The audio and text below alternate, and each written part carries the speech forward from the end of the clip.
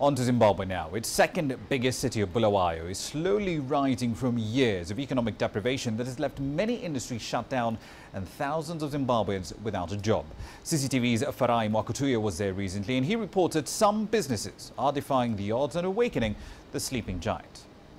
The former industrial base is now a pale shadow of its former self. Once bustling factories are now mere shells, deserted at the peak of an economic recession that forced 80% of businesses in the city into closure.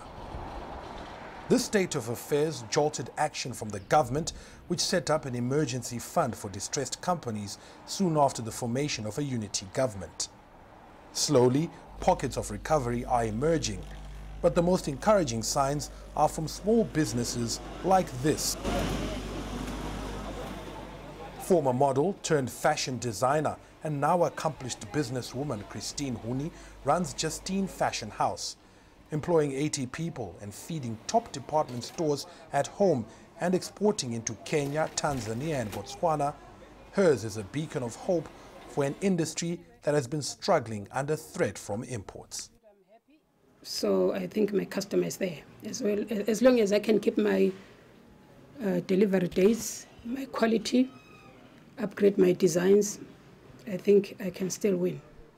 The fashion industry is dynamic, and it is this fluid nature that has created opportunities for Christine. We used to be 5 years behind in fashion, but now we're up to date with everything because of people traveling from one place to another.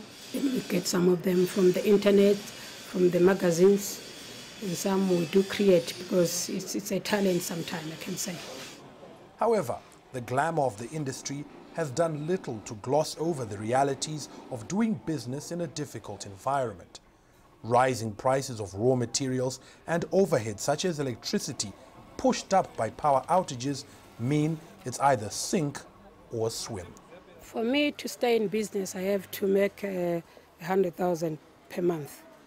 If I'm out of that budget, that means I'm dead. Over 70 clothing manufacturers that have been casualties in this region bear testimony to this. This imperative requires Christine not just to charm her clients to survive, but also become a hard taskmaster to meet strict targets. The fashion industry is all about being bold and sticking out from the rest of the crowd. This factory in Bulawayo is doing just that, seemingly marching to the beat of its own drummer, thriving in the midst of despair. Farai Mwakutuya, CCTV, Bulawayo, Zimbabwe.